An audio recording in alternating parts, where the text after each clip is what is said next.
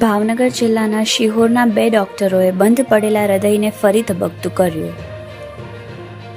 શિહોર શહેરમાં હૃદય ફરી ધબકતું કર્યાની ઘટનાના સીસીટીવી આવ્યા સામે. સામાન્ય માણસના હૃદયને થંભાવી દેનારી શિહોરની ઘટના સામે આવી.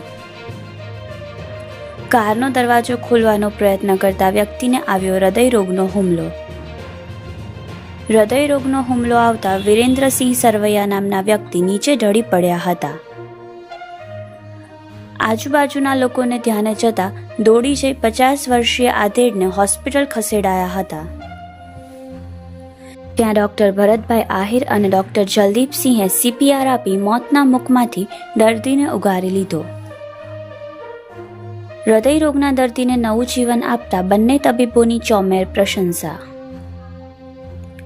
રિપોર્ટર વિપુલ બલિયા, યશવી ગુજરાત ન્યૂઝ, શિહોર.